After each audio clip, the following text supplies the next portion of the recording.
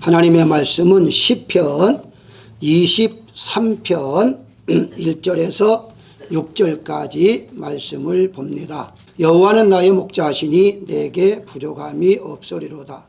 그가 나를 푸른 풀밭에 누이시며 쉴만한 물가로 인도하시는도다. 내 영혼을 소생시키시고 자기 이름을 위하여 의의 길로 인도하시는도다. 내가 사망의 음침한 골짜기로 다닐지라도 해를 두려워하지 아니할 것은 주께서 나와 함께 하심이라. 주의 지팡이와 막대기가 나를 안위하시나이다. 주께서 내 원수의 목전에서 내게 상을 차려주시고 기름을 내 머리에 부으셨으니 내 잔이 넘치나이다. 내 평생의 선하심과 인자하심이 반드시 나를 따르리니 내가 여호와의 집에 영원히 살리로다. 아멘. 시편 23편은요 목회자들이 가장 많이 하는 설교이고 또한 신자들이 가장 많이 암송하는 구절이다라고 말합니다. 이것은 전 세계의 기독교인들이 가장 좋아하는 구절이 바로 시편 23편이다 그렇게 말하고 있습니다. 그 암송을 많이 하고 설교를 많이 한다는 것은 그만큼 시편 23편이 은혜가 된다는 의미가 되는 것이죠. 저도 여기 지금 12년째에 오늘이 세 번째입니다. 물론 내용은 약간씩 다르지만 이 시편 23편을 가지고 설교하는 오늘이 세 번째인데 약 한 4년에 한 번 정도 한다고 볼 수가 있겠죠.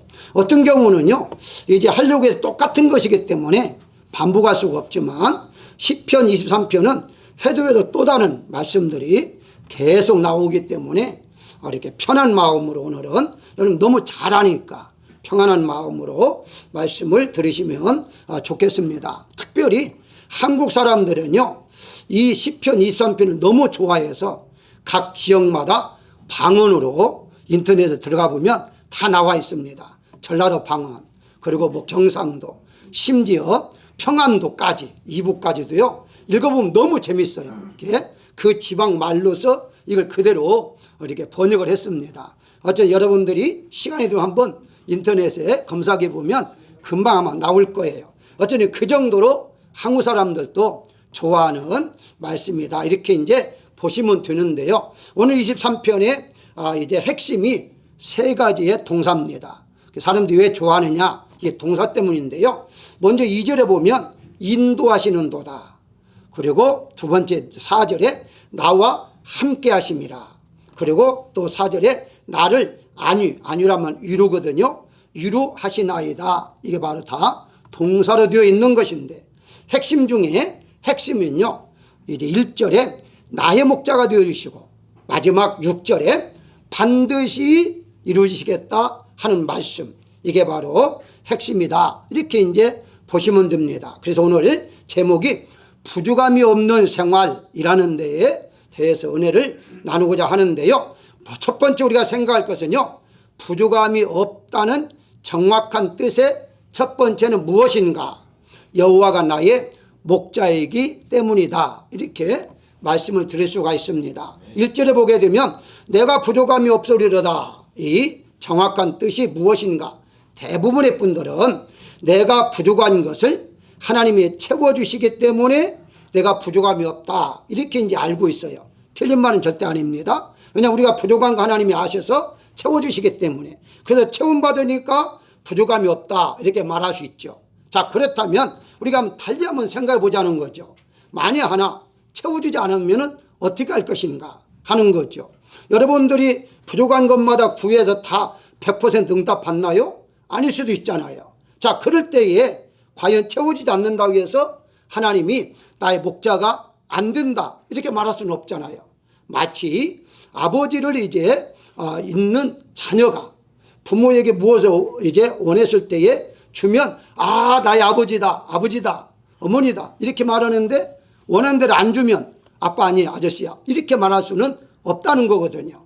그래서 하나님께서 우리의 모든 것을 채워주는 것만이 부족함이 없다 하는 것이 아니라 채워주지 않는다 할지라도 나에게는 부족함이 없다 하는 거죠. 그러면 결과서는 뭔가 채움받지 않은데도 내가 부족함이 없다? 이걸 어떻게 말할 수가 있는가 하는 겁니다. 다윗이 고백했기 때문에 다윗이 말한 내용을 잠시 보게 되면 자기에게 부족함이 없어서 채워졌기 때문에 나의 목자라는 것이 아니라 원래부터 여호와 하나님은 나의 목자이기 때문에 나는 만족하고 삽니다 라는 뜻으로 지금 고백하고 있는 거예요.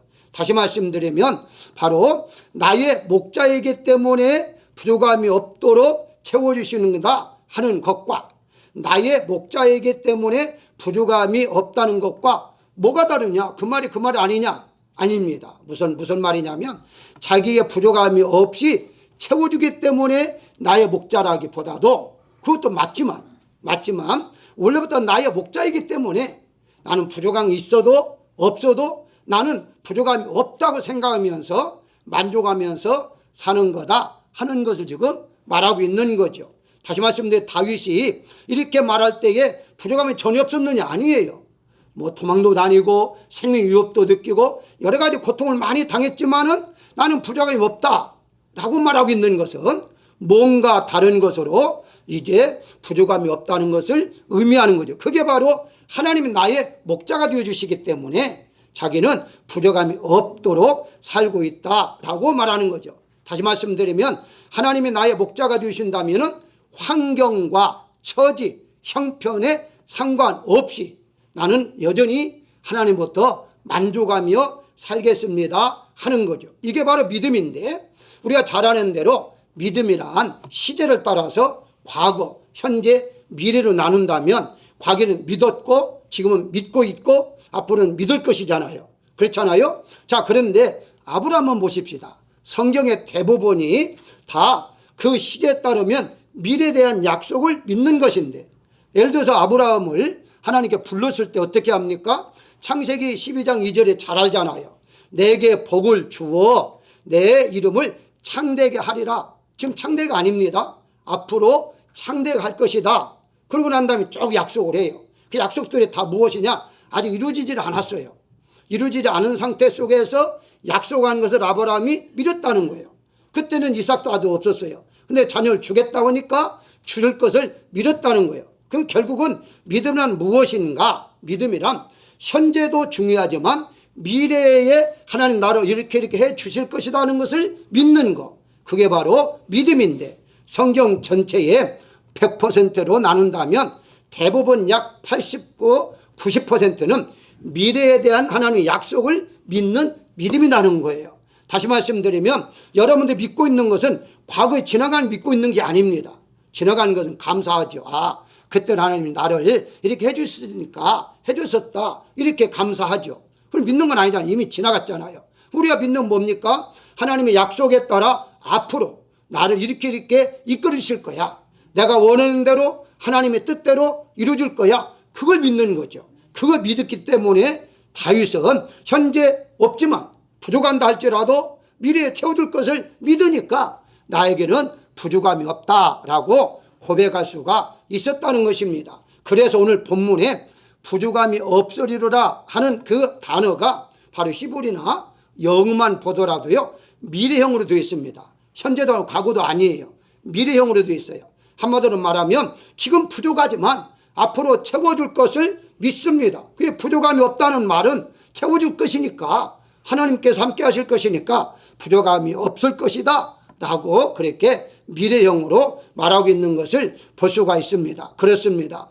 여러분들이 믿고 있는 것은요 현재도 믿어야겠지만 앞으로 여러분들의 자녀, 여러분들의 앞날 모든 것들, 다가오는 것들, 내가 경험하지 못하는 생활들 이런 것들을 하나님께서 하나님의 뜻대로 이루어 가실 것이라는 것을 믿는 믿음이 필요하다는 거죠. 그 믿음이 바로 오늘 본문 말씀에 나는 부족함이 없도록 하나님이 이끌으실 거야 라고 믿는 믿음을 갖기를 주의 이름으로 축원합니다. 두 번째는요 부족함이 없다는 정확한 뜻에 있어서 먹고 마시고 누워 쉬게 해 주시기 때문이다 라고 말할 수가 있는데요 2절에 보게 되면요 나를 푸른 풀밭에 누이시며 라고 말하죠. 너무 잘 알잖아요. 사람이 가장 행복하고 평안할 때에는 누워서 쉴 때라고 합니다. 그건 전 세계적인 사람들의 공통점이라고 그래요. 가장 행복할 때 어느 때냐? 누워 쉴 때에. 그러니까 사람들이 열심히 일하고 휴가 간다 하면은 얼마나 좋습니까? 근데 사실 휴가를 다녀왔지만은 여러분들이 다녀오지만은 휴가 갔다 오면 더 피곤할 때 많아요. 그런데도 휴가 간다 보면요 얼마나 좋습니까? 왜 그럴까요? 쉰다는 것 때문에. 그러니까 쉰다는 것 때문에 그렇게 좋은 건데, 자 그렇다면 언제 누워서 쉴 수 있느냐는 거죠. 양을 한번 봅니다. 양을 통해서 먼저 경쟁의 다툼이 없을 때에 평안히 쉴 수가 있습니다. 다시 말씀드리면 사람들도 서로 다툴 때는요 못 쉬잖아요. 다투니 싸울 때, 경쟁할 때는 쉴 수가 없죠. 쉬면은 내가 뒤처지는데요, 지는데요. 이제 짐승도 마찬가지입니다. 짐승들도요 서로 다퉈요. 영역 다툼이 있잖아요. 영역이라는 다투기이기 때문에 고양이도요 자기 영역이 있습니다. 다른 고양이가 오면요 밤새도록 싸웁니다. 왜냐하면 이건 내 자리에 사는 거죠. 그런데 여러분 잘 보십시오. 이제 그 짐승들도 다툴 때에요 바로 그 닭도 아주 뭐 싸울 때에 발차기하는 거 봤습니까? 닭이 발차기를 너무 잘합니다. 이제 이 닭이, 그래서 필리핀 같은 경우는요 닭 싸움이 따로 있잖아요. 그 닭 싸움이 있을 때에 다리다가 말하자면 칼날을 묶어줘요. 그래 묶어줘가지고 칼로 이렇게 공기가 가도록, 그렇게 이제 닭이 얼마나 낯선지 몰라요. 그거 다 싸울 때에 달을 사용하는 거 아닙니까? 그런데 중요한 것은요 소도 뿔로 받기도 하고요, 발로 차기도 하고요. 그런데 양은 어떻습니까? 양은 순전하다 그러니까 안 싸울 것 같잖아요. 그런데 양이 싸울 때는요 목숨 걸고 싸웁니다. 왜냐하면 양이 가장 먼저 싸울 때 뭘로 싸우냐? 머리로 싸워요. 뿔이 있는 양도 있습니다만은 뿔이 없는데 머리를 박는다 뭐예요? 나 죽고 너 죽자 이건 아닙니까? 머리를 박으면 머리가 깨지면 죽는 건 아닙니까? 근데 양이 꼭 머리를 뒤박거든요. 그런데 그것은 뭐냐? 목숨 걸고 싸운다는 거예요. 성경에서도 나옵니다. 성경에 에스겔서 34장 20절에 보게 되면요 내가 살찐 양과 파리한 양 사이에 심판하리라. 너희가 옆구리와 어깨로 밀어뜨리고 모든 병전자를 뿔로 받아 무리로 밖으로 흩어지게 하는도다. 무슨 말입니까? 살찐 양이 왜 살쪘느냐? 파리한 양, 살찌지 못한 양은 바로 이제 먹을 것과 싸워서 뿔로 받고 머리를 뒤받고 허리를 받고 그래서 쫓아냈다는, 못 먹겠다는 거예요. 그래서 자기만 먹으니까 자기는 살찌고, 이제 못 먹는 양은 파리에서 그래서 이제 흩어졌다는 거죠. 한마디로 멀리 쫓아내버렸다는 것이죠. 그런데 하나님께서요 그런 양을 에스겔 34장 15절에 보게 되면 내가 친히 내 양의 목자가 되어 그것들을 누워있게 할지라 라고 말합니다. 무슨 말입니까? 더 이상 싸우지 않고 잘 먹게 해서 배불러서 누워서 쉬게 하겠다라고 하나님 말씀하고 있는 거예요. 그러면 무슨 말이냐? 바로 이렇게 서로 경쟁이 일어나면, 먹을 것 때문에 경쟁이 일어나면 쉬지 못하는데 그걸 풍족하게 해줌으로 하나님이 쉬게 해주시겠다라고 말하고 있는 것이죠. 그 다음에 양들은요 악한 짐승이나 해충이 있으면 또 누워 못 있습니다. 예를 들어 잔디에 누워있다고 가정하십시다. 거기에 이제 파리떼가 있다든가 진드기가 있으면 못 누워있죠. 그리고 이제 바로 큰 짐승 같은 경우는 곰이나 이리 이런 것들이 공격에 오면 편안히 못 누워있죠. 그런데 그런 것들을 다 막아주기 때문에, 목자가 막아주기 때문에 편안히 누워 쉴 수 있다 하는 것이고요. 또 한 가지는요 배가 고프면 누워서 쉴 수 없습니다. 여러분 옛날 분들은요 이제 음식이 풍부하지 않을 때에는요 배가 고픈 분들이 많이 있었다고 그래요. 가장 괴로운 것은 밤에 잠을 못 잔다고, 배고파서. 그게 물이라도 많이 마셔야만이 잠을 들 수 있다는 거예요.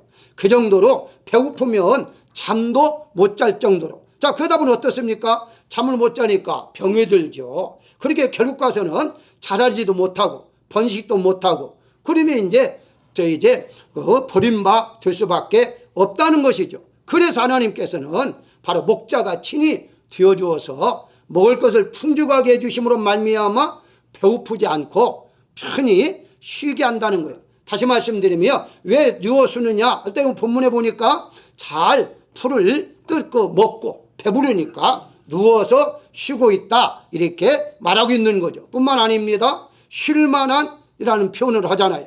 쉴만이라는 말이 무슨 말입니까? 푸른 초장에 물뿐만 아니라 쉴만한 물가로 인도하신다 하는 그 말은 피곤할 때에 쉬게 한다는 것이죠. 항상 피곤할 때에는 쉴 수 있는 안정하게 하나님이 이끌으시겠다라고 말씀하고 있는 거예요. 자, 여기에서 중요한 게 있습니다. 그래서 3절이 이어져 나오는데요. 내 영혼을 소생시키시고 라는 말씀입니다. 대부분이 소생, 그러니까 죽은 자를 살리는 것으로 생각하는 경우가 있는데요. 이 단어는 그 단어가 아닙니다. 죽은 자가 살아난 단어가 아니라 회복한다는 단어예요. 다시 말씀드리면 죽어가는 자가 다시 회복되어진다. 그래서 이제 영어나 원문에는요, 그렇게 회복이라는 단어로 사용되어 있고요. 요즘 새번역이나 현대 번역에는요, 잘 번역을 했어요. 그 번역 어떻게 말하느냐면은 회복 혹은 기운 나게 한다라고 말을 하죠. 다시 말씀드리면 배고프면 기운이 없잖아요.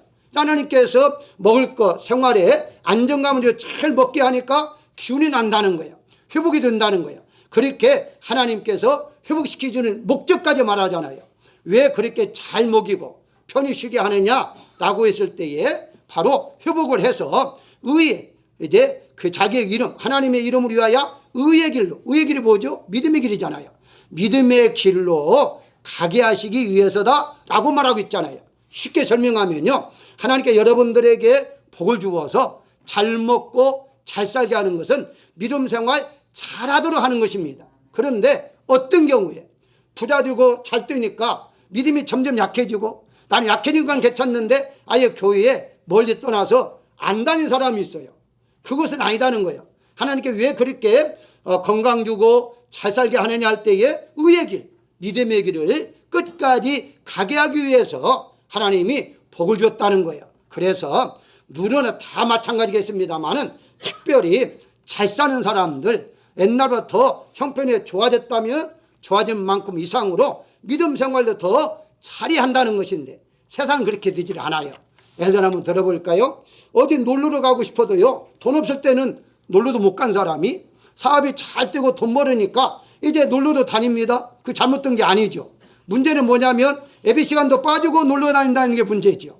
그렇잖아요. 그러면서 하는 말이 옛날에 내가 열심히 철학기도도 했고 기도도 많이 했고 열심히 봉사했으니까 이 정도는 하나님이 이해해 주시겠지라고 생각을 하는 사람들이 덜어 있어요. 물론 한두 번 이해합니다. 한두 번 빠졌다고 하나님께서 심리도 못 가서 발병이 나리라 이렇게 하지는 않아요. 그러나 그게 점점 습관화되어 가지고 나중에는 아예 교회를 안 다니는 경우가 있어요. 그럴 때 하나님이 가만히 있겠습니까? 어쨌든 좋아요. 하나님이 여러분들이 이렇게 미국 땅에서 고생을 하지만 편안하게 먹고 살 수 있게 하는 것은 믿음 생활을 잘하도록 하신 것이라는 사실을 믿으시기를 주 이름으로 축원합니다. 세 번째는요, 부족함이 없다는 그 의미는 바로 4절입니다만은 죽을 수밖에 없는 환경에서 보호해 주시기 때문인데요. 사람이 가장 불안할 때 언제나 라고 했을 때에 죽음이라는 거예요. 가장 무서워하는 게 사람은 죽음이지. 왜? 죽음은 한 번밖에 없으니까. 죽으면 끝나잖아요. 또 오늘 본문에 보게 되니까 4절에 사망의 음침한 골짜기를 걸어갈 때, 5절에 원수들을 만날 때라고 말합니다. 두 가지잖아요. 바로 사망의 음침한 골짜기도 죽는 것이고 원수를 만나는 것도 죽는 거잖아요. 자, 이럴 때 하나님 어떻게 하신다고 그랬어요? 바로 이 죽음과 연결이 있지만 하나님께서 바로 안전하게 보호해 주신다라고 말하고 있습니다. 세상은요, 죽음이 참 많습니다. 이렇게 저렇게 뭐 교통사고라든가 여러 가지 얼마나 많은 사고들이 있어요. 우리는 지금 살아가는 것 자체가 사망의 골짜기를 걸어가고 있다 해도 과언이 아닐 정도로 지금은 참 위험한 것들이 너무 많아요. 그럼에도 불구하고 우리는 믿어야 할 것은 바로 내가 부족함이 없다고 우리는 고백할 이유가 무엇이냐? 하나님 눈동자처럼 여러분들을 지켜주고 인도해 주시기 때문에 안전하게 우리는 살아갈 수 있다는 사실을 우리가 믿어야 한다는 것이죠. 여기 본문의 2절에 보게 되면요, 풀밭에서 풀을 먹게 하고 잔잔한 물가에서 마음껏 물을 마시겠습니다. 그러면 얼마나 좋아요. 그거 더 있으면 되는데 왜 여기 이어져서 사망의 음침한 골짜기가 나올까요? 왜 그걸 걸어가야 하죠? 근데 어떤 사람은 그렇게 말하잖아요. 아니 거기서 계속 풀 뜯고 있으면서 편히 쉬게 하지 왜 사망의 골짜기를 가게 하느냐? 이렇게 말하는 분이 있습니다. 다시 말씀드리면 이제 움직이지 않으면 되는데 그렇지 않습니다. 여러분 알다시피요, 양은요 이제 풀을 먹고 이제 살잖아요. 그러면 우리가 상상을 해보십시다. 여러 양이 풀을 먹게 되면요, 풀이 그 이튿날 바로 자라질 않잖아요.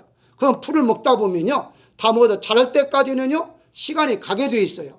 그것이 한 달 가고 두 달이 갈 수가 있죠. 그러면 목초지를 자꾸 옮깁니다. 옮겨가서 다른 데 있다가 또 이쪽에 풀이 도달하면 다시 오게 되는데, 한 골짜기가 다 풀이 마르게 되면요, 골짜기를 넘어 다른 골짜기로 가서 양을 치워야만 돼요. 그럴 때 이제 골짜기를 지나가는 것인데, 그 골짜기를 왜 다른 데 가지 않고 왜 사망의 음침한 골짜기로 가느냐 하는 거죠. 한마디로 말하면 바로 이 음침한 골짜기라는 자체가 죽음의 골짜기인데, 그 골짜기는 딴 게 아닙니다. 이 양들이 뭐 그 강도들이 나와가지고 이제 그 공격해서 사망의 골짜기가 아니고요, 이 그 바위를 넘어가야 하기 때문에 여러분 알다시피 이 염소나 양이 바위를 참 잘 탑니다. 잘 타는 데도 불구하고요, 실수하면은 떨어져 죽게 되어 있어요. 그래서 이게 사망의 골짜기라고 그렇게 말하는데요, 그럴 때에 그 넘어갈 수 있도록 누가 인도하느냐? 목자가 인도한다는 거예요. 그래서 여러분 잘 읽어보십시오. 여기에 사망의 골짜기에 가는데 왜 들어오지 않느냐 할 때에 여기 두 가지를 말하잖아요. 그게 지팡이와 막대기다 라고 말하잖아요. 한마디로 말하면 잘못해서 떨어질 정도로 높은 데 가게 되면요, 이 목자가 그 가지 말라, 지팡이로 목을 감아서 내리게 만들죠. 거기 가면 너 떨어져, 가면 안 돼, 이런 식으로 해서 무사히 통과할 수 있도록 하시는 것이 누구냐? 목자가 그 일을 한다는 거예요. 결과는 무슨 말이냐? 바로 살기 위해서 사망의 길을 가게 하는 것이지 죽이기 위해서 하는 게 아니에요. 다시 말씀드리면 현재 그 목초지에서 먹다가 풀이 없으면 굶어 죽잖아요. 그럼 어떻게 합니까? 살기 위해서는 단대로 옮겨야 해요. 옮길 때 사망의 골짜기를 가야 하는 것은요, 죽기 위해서 가는 것이 아니라 먹고 살기 위해서, 풀을 뜯기 위해서 가는 것이다 이 말이에요. 쉽게 설명하면 우리가 때로는 살아가는 과정 속에서 참 죽을 지경까지 갈 때가 있어요. 참 어렵다, 힘들다, 더 이상 못 살겠다 라는 때가 갈 때 있다 할지라도요, 그게 죽이는 게 아니다는 거예요. 하나님이 그 환경을 통해서 살게 하기 위하여 길을 하나님이 열어주고 있다는 사실을 우리가 알아야 됩니다. 그래서 나중에 지내는 거 보니까 그때가 내가 끝났다고 생각했는데 그때가 바로 시작이었구나, 그때가 바로 나를 살리는 시간이었구나, 나에게 가장 큰 은혜를 주는 시간이었구나 하는 것을 알게 되었다는 거죠. 그래서 대부분의 분들이요, 이 골짜기를 사망의 골짜기라 보다도 바로 이제 생명, 자기가 살 수 있는, 하나님이 없으면 살 수 없다는 것을 배우는 아카데미, 학원이라고 말하기도 합니다. 이런 과정을 바울이 잘 겪은 사람입니다. 바울은요, 로마서 8장 35절에 보게 되면 누가 우리를 그리스도의 사랑에서 끊으리요? 환난이나 공고나 핍박이나 기근이나 적신이나 유업이나 칼이라. 그럴 수 없다. 그러면서 이렇게 말합니다. 이 모든 일에 우리를 사랑하신 이로 말미암아 우리가 넉넉히 이기느니라 라고 고백하고 있어요.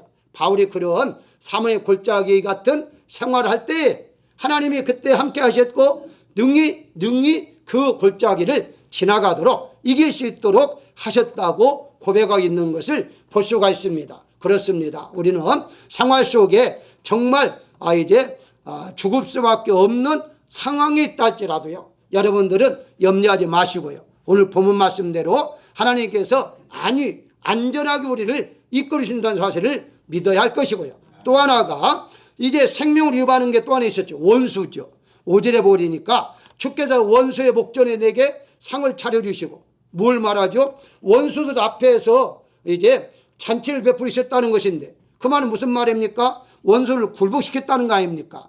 한마디 이제 원수의 관계가 아니라 굴복되어 있는 지비하는 관계로 바꿔주셨다는 것이죠. 자, 여기에서 이제 왜 이 두 가지의 이제 그 무기 같은 게 나오느냐. 하나는 지팡이가 있었고요, 하나는 막대기가 있었죠. 대부분의 분들이 이걸 여러 가지로 해석하지만요, 간단합니다. 지팡이는요, 양을 인도하기 위해서 지팡이가 필요해요. 그래서 대부분의 목자의 지팡이는요, 이제 마지막이 이렇게 원통같이 휘어졌습니다. 그래서 양들이 어디 구덩이에 빠지면 목을 감아서 올리기도 하고요. 다른 데를 가게 되면 목을 또 잡아당기기도 하고요. 그렇게 이제 지팡이입니다. 그런데 막대기는 뭐냐 이거죠. 어떤 분이 이렇게 해석하다가요, 양이 말 안 들을 때 막대기로 때린다, 이제 이렇게 말하는데요. 물론 때릴 수도 있겠죠. 근데 막대기는 그렇게 사용한 것이 아니라요, 여기 이제 막대기로 이제 번역했습니다만요, 이건 한마디로 말하면요, 악한 짐승들을 지키기 위한 무기라고 생각하시면 됩니다. 그래서 위에 있는 양은 지팡이고요, 밑에 나오는 원수는요, 이 막대기 무기로 싸워서 이길 수 있도록 하신다는 것이죠. 다시 말해서 하나님께서는요, 우리를 때로는요, 부드럽게 지팡이로 인도하실 뿐만 아니라 악한 이제 원수 같은 마귀라든가 그런 사람에 싸울 때는 하나님 친히 무기를 가지고서 싸워서 이기게 하신다고 말씀하고 있는 거예요. 그렇기 때문에 결국 가서는요, 여기에 이제 사망의 음침한 골짜기에서도 죽임을 당하지 아니하고 원수 앞에서도 죽임을 당하지 아니하고 결국은 하나님께서 살려주신다는 것을 말씀하고 있는 것입니다. 따라서 예수님이 우리의 목자가 되어주시기 때문에 우리는 예수님만 있으면 부족함이 없이 살아갈 수 있다는 사실을 믿으시기를 주의 이름으로 축원합니다. 마지막으로는요, 부족함이 없다는 말은요, 여호와의 집에서 영원히 살 수 있기 때문이라는 거예요. 어떤 글이든지요, 서론과 결론이 중요합니다. 그래서 서론과 결론만 알면요, 중간을 모른다 할지라도요, 대개 알 수가 있어요. 자, 오늘 본문에 보게 되면요, 1절에 어떻게 말을 해요? 여호와는 나의 목자로 출발을 하죠. 너는 나의 목자다. 그런데 이제 중간에 다 생략을 했어요. 생략을 해보자고요. 그리고 6절에 보면 여호와의 집에서 영원히 살리라. 한번 이어보세요. 이어보면, 왜 하나님이 나의 목자가 되어주시는가? 나를 영원한 집, 천국에서 살게 하기 위해서다. 그럼 끝나잖아요. 그 중간에 다 이제 우리가 없어도 이해가 돼요. 근데 중간에 있는 거 뭡니까? 그렇게 하기까지 하나님 나를 어떻게 인도할 것인가, 어떻게 보호할 것인가가 세 가지의 단어를 통해, 동사의 단어를 통해서 인도하시고 함께 하시고 유리해 준다는 그 말씀이죠. 결국 가서는 하나님께서 우리를 영원한 천국으로 인도하기 위한 것이다. 그래서 다윗은 부족함이 없다라고 고백하고 있는 것을 볼 수가 있습니다. 다윗은요, 왕이잖아요. 왕이 이제 왕이 되고 난 다음에 기록한 말씀도 있고, 왕이 되기 전에 기록한 말씀도 있습니다만, 어쨌든 다윗이 왕으로서 화려한 왕궁에서 살면서 온갖 맛있는 것을 먹고 마시고 보석으로 만든 침대에서 자는 것을 바란 것이 아닙니다. 그런 것들 다 갖춰져야만이, 나는 다 갖춰졌기 때문에 부족함이 없다라고 고백한 것이 아니다는 거예요. 그러면 그가 원하는 것은 무엇이었습니까? 원하는 것은요, 시편 27장 4절에 정확하게 나와 있습니다. 다윗의 시거든요. 거기에 보게 되면 내가 여호와께 바라는 한 가지 일, 그것을 구하려니 곧 내가 내 평생에 여호와의 집에 살면서 여호와의 아름다움을 바라보며 그의 성전에서 사모하는 그것이라 라고 말하고 있어요. 그게 바로 다윗이 원하는 것이었습니다. 다윗이 잘 먹고 잘 사는 거, 왕이 되어서 권세를 누리고 이걸 원하는 것이 아니라 그건 부수품으로 하나님이 그냥 선물로 준 것이고, 정말 다윗이 원하는 것은 주의 집에서 영원히 사는 거였어요. 이것을 말하는 성전이란 올라마자면 교회라고 말할 수도 있지만 궁극적으로는요, 천국을 말하고 있어요. 다시 말씀드리면 그 이유가 히브리서 11장 16절에 더 나은 본향을 사모하니 곧 하늘에 있는 것이라 라고 말하잖아요. 우리 모두는요, 더 나은 본향이 있다는, 우리가 돌아갈 본향, 고향이 있는데 그 고향이 어디냐? 천국이라는 거예요. 천국. 그래서 바울도 바로 그 빌립보서에 보게 되면 3장 20절에 이렇게 말합니다. 우리의 시민권은 하늘에 있다 라고 말하잖아요.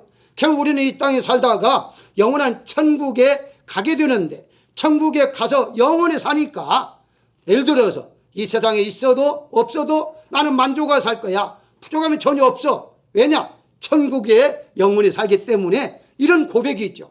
다윗은 이런 고백을 하면서 살고 있다는 거예요. 사람들의 모든 통상적으로 원하는 것이 자기 집에 살면서 온 가족과 함께 사는 것이 원함이라고 전 세계 사람들이 공통적으로 설문조사에서 나온 겁니다. 그래서 옛날에는요, 한국에는요, 집을 살면 문패를 붙였잖아요. 문패를 집에다가 붙였는데, 근데 나중에는, 처음에는 거의 다 남자의 이름을 다 이렇게 붙였죠. 근데 나중에는요, 여자를 또 내 이름을 붙여달라 그래가지고 이제 부부의 이름을 붙이기도 하고 그랬습니다만, 이제 그 어떤 분이 이제 그 책에 썼는데요, 자기가 집을 사고 가장 먼저 문패를 붙이는데요, 문패를 붙이고 보니까 너무 작더래요. 그래서 막 크게 붙였다는 거 아닙니까? 문패를 크게 붙였더니 지나는 사람마다 그 사람의 이름을 보는 것이 아니라, 여러분 장사하는 집인가 보다, 문패가 너무 크니까 상으로 생각하는, 상으로 어떤 가게의 그런 회사명으로 생각하고 지나갔다는 거 아닙니까? 그 정도로 사람들이 자기 집을 원했잖아요. 마찬가지로 자기 집에서 가족들이 함께 사는 것이 원하는 것인데, 가장 행복을 느끼는 게 바로 그것인데, 우리는 예수님이 계신 천국, 그 천국 우리가 영원히 산다는 것, 이게 바로 우리가 영원히 살 집이라는 거예요.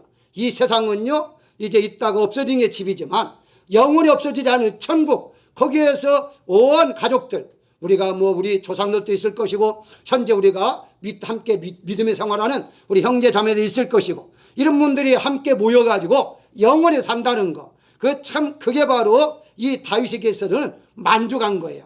그것 때문에 부족함이 없다라고 고백하고 있다는 것입니다. 사랑하는 여러분들, 이 세상에 있을 때에도요, 서로 인사하고 잘 지내세요. 왜냐하면 천국 가면요, 서로 만날 텐데, 서로 이게 눈을 훑겠다가 천국 가면요, 얼마나 미안해.